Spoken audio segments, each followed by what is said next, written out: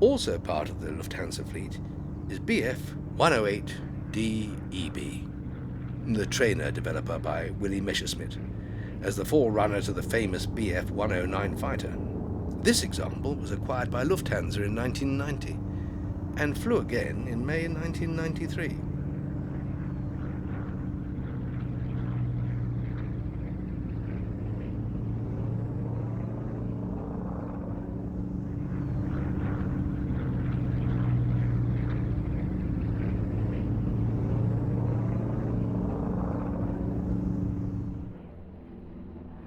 Completing the German element of Flying Legends 2004 were two Jungmeisters, flown together by Anna Walker and Taff Smith.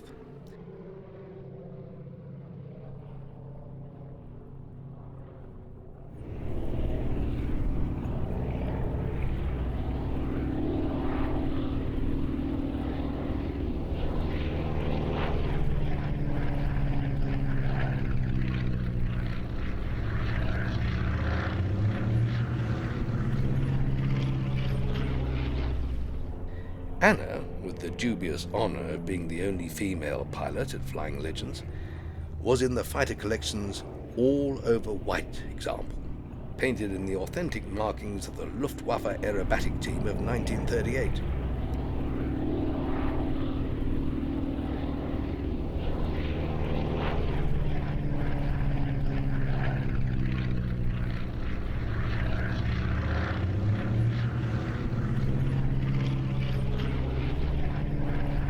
Taff's aircraft, owned by Robert Fleming, is painted in Swiss Air Force markings.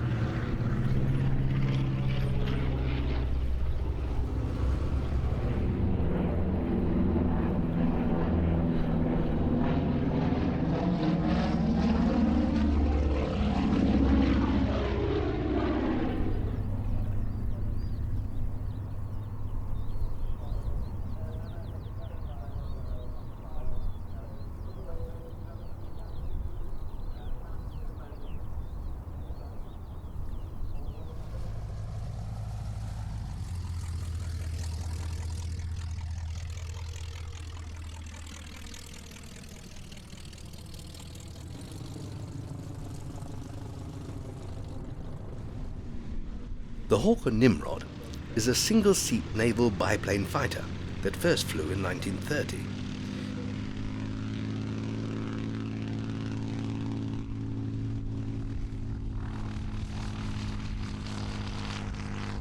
Designed for operation from the early aircraft carriers, it had a longer wingspan than the Fury and was equipped with a tailhook for arrested landings. The Fighter Collection's aircraft S-1581 is believed to have served on the carrier HMS Glorious until May 1939, and was restored by Aero Vintage Limited, taking to the skies again in July 2000.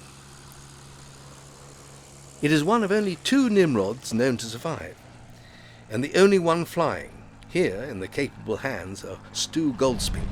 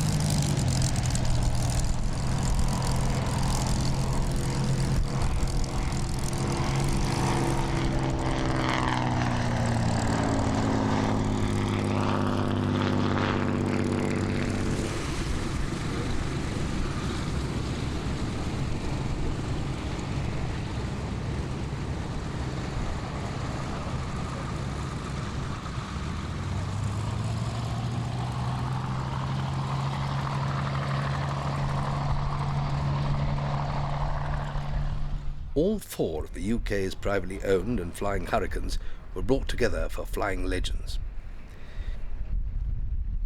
With 10 Hurricanes now on the UK register, with many of them awaiting CAA certification, future Legends are sure to feature this famous fighter in ever greater numbers.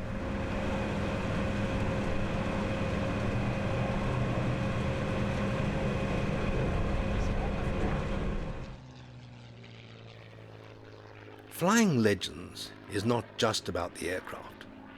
The true legends are the many World War II veterans who attended the event. Thankfully, some were happy to share their wartime memories.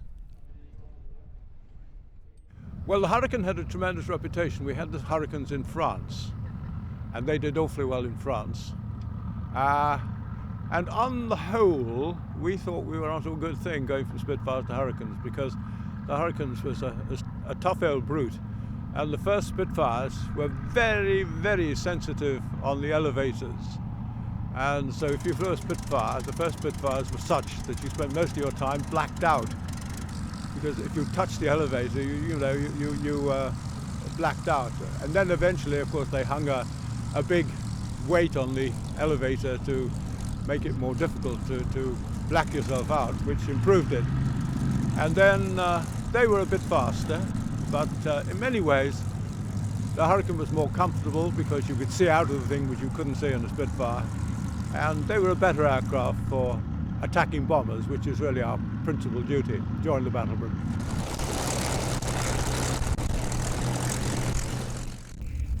My first experience was to go to Brooklands, where they were manufactured, and to meet the test pilot there who introduced me to the airplane. And one talks about how one got into the first airplane, or got into an airplane in those days, and it was very simple.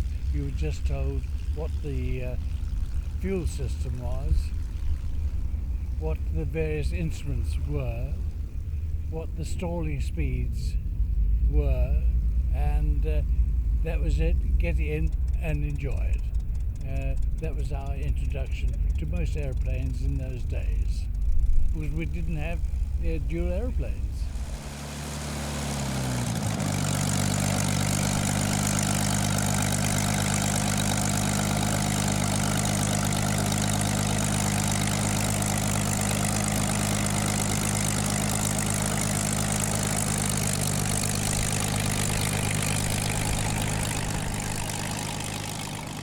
Comparing the Hurricane and the Spitfire is like a Polish pilot told me down at Chailey in Sussex, and he said, Charlie, he said, flying the Hurricane compared to the Spitfire is like comparing an ox to a gazelle.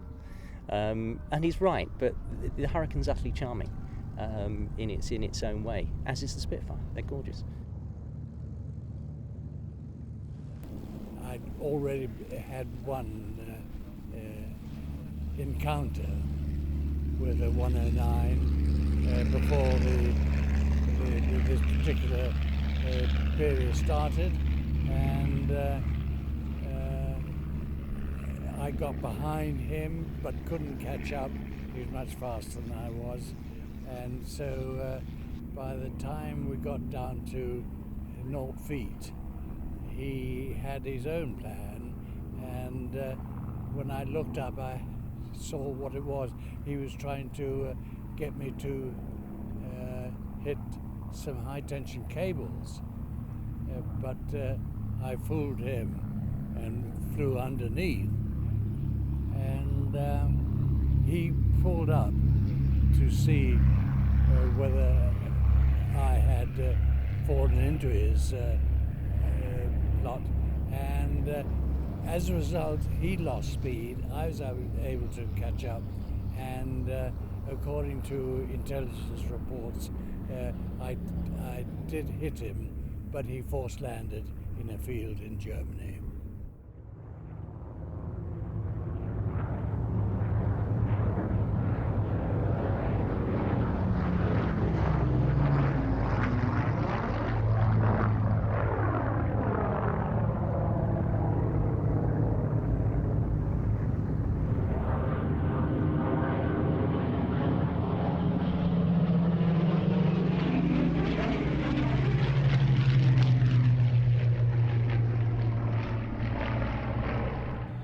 Making its Legends debut after last year's Mechanical Gremlins was the Fighter Collection's Mark IV, KZ-321.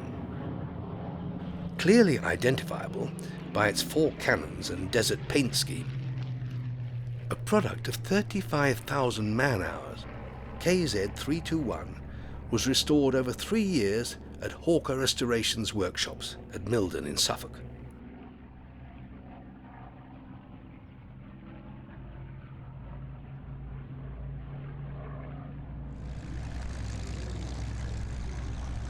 It was also good to see the Real Aeroplane Company's all-black Mark 12 make the trip from Brayton in Yorkshire.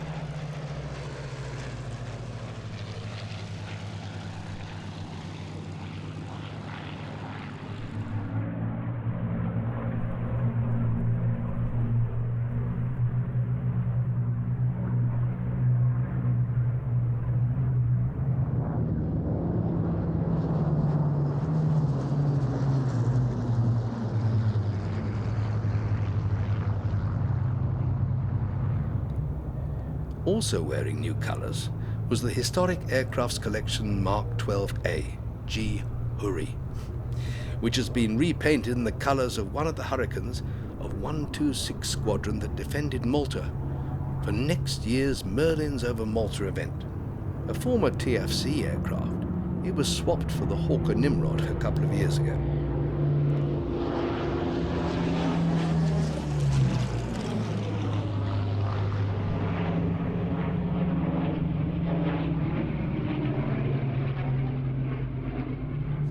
Making the quartet was Shuttleworth's familiar Sea Hurricane Z7015.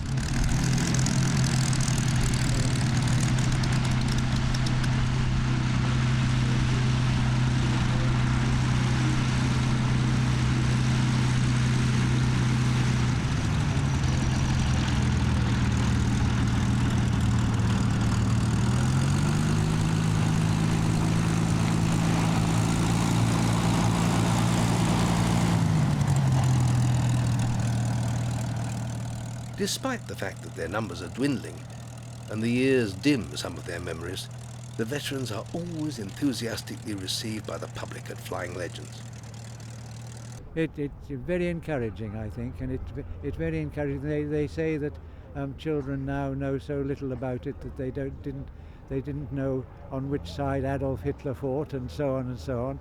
Well, this may be so, but it's not really consistent with what happens at Duxford today, because at Duxford today you find young people who are only too anxious to stand in a queue to get the signatures of people who were pilots in the 1940s and receive them with respect and could I say affection, so that I think it's a very, very encouraging fact that Duxford is still alive and very much alive. The BBMF also sent along a spectacular Spitfire Duo display.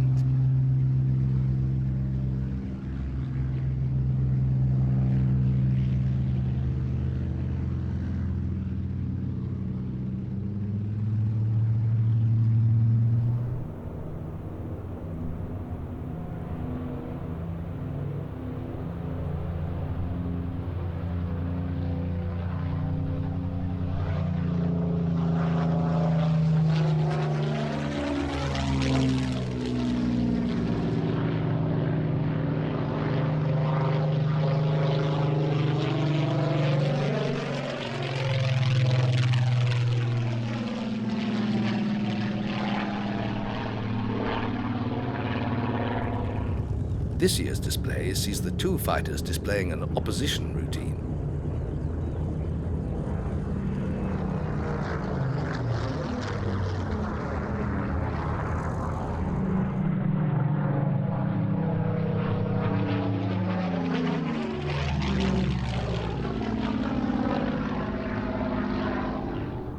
This year also saw a new officer in charge of the BBMF, Squadron Leader Clive Rowley.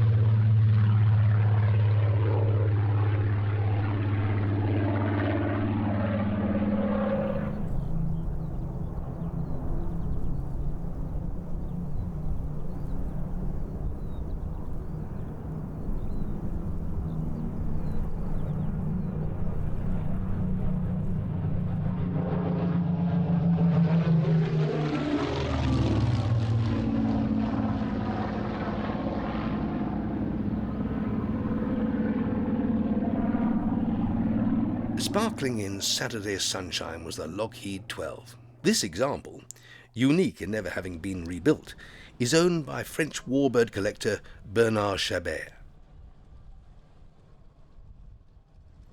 The aircraft is a Lockheed 12 Electra Junior, they called it at the time, and it was designed in 1935, which is interesting because it's been designed around the same time as the Dragon Rapide was designed, and it demonstrates that one man had genius. The designer of this one, at the time it was designed by young Kelly Johnson. This was the first aircraft Johnson designed in California, in Burbank. He was just hired by the Lockheed Aircraft Corporation, which was a tiny company at the time. They had maybe 10 people on the offices. And young Johnson was, he already had a reputation. They said of him that he was seeing the wind. And when you look at the 12, you're really stunned because this aircraft contained everything that was applied either to civilian or military designs after that. When you think that in 1935 this was cruising with 8 passengers on board at 205 mph, and that you have things like ailerons coming down together with the flaps, just like on an Airbus A320 today. This was really, and I think the word is proper, revolution.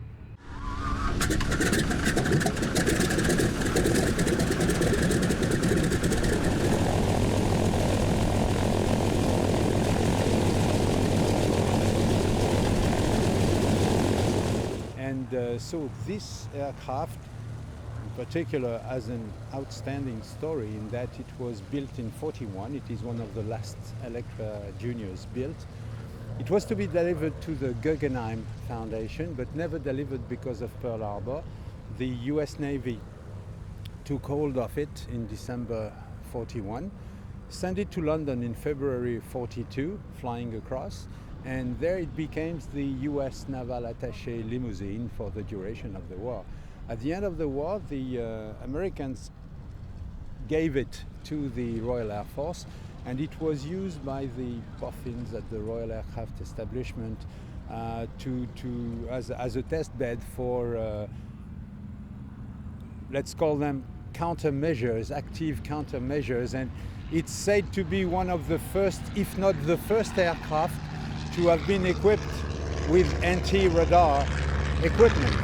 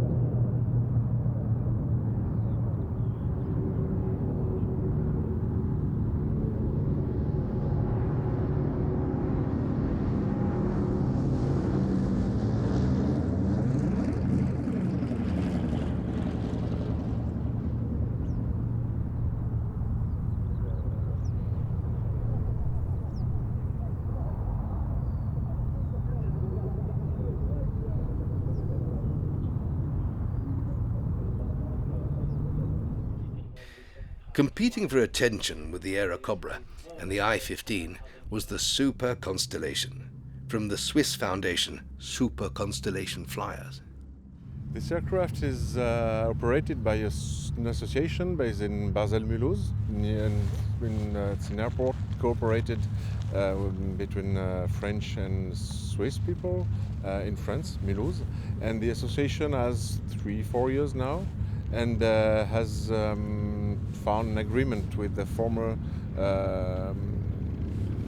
owner in the United States who had got this aircraft after some years of military service. Then it served at a spray tanker in North America, Canada, and they decided to get this aircraft back in Europe to make it fly for the members of the association.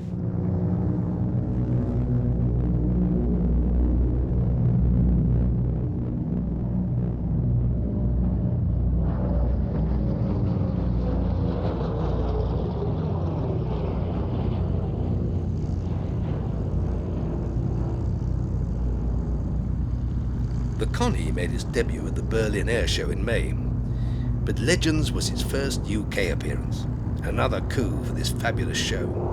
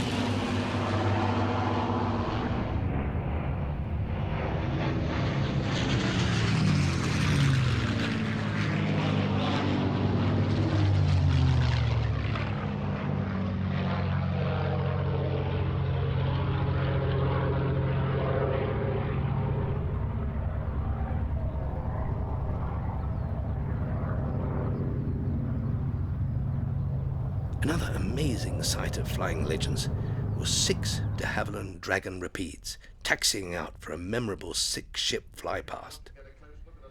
The formation was led by Lee Proudfoot in G, AGTG, a rapide that has taken some 27 years to be restored. This has been a huge relief. Yes, we've been working flat out, not only in the past week, not only in the past month, but all this year to get the aeroplane ready to fly. And then suddenly we had this commitment for the Legends weekend. And now it's happened. And we pulled it off and we're thrilled to bits. Yeah. As a culmination of a project that's just gone on for a quarter of a century since I was at primary school. Now I've got grey hairs. These are partly CAA induced with repeat paperwork. As a culmination of such a long project, this has been absolutely fantastic. We don't think the 6 repeats perhaps have ever flown together. Gypsy engines.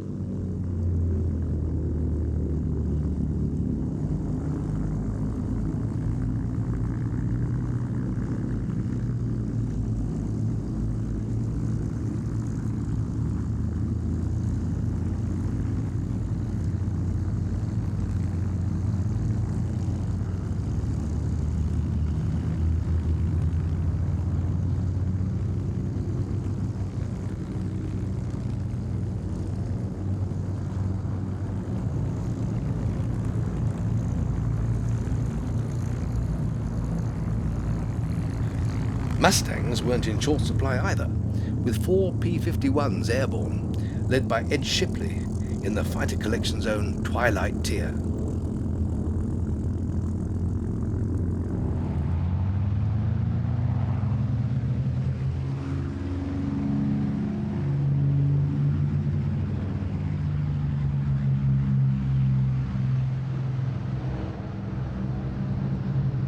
This Cadillac of the skies looks and sounds as good today as it did to the pilots who flew them in World War II.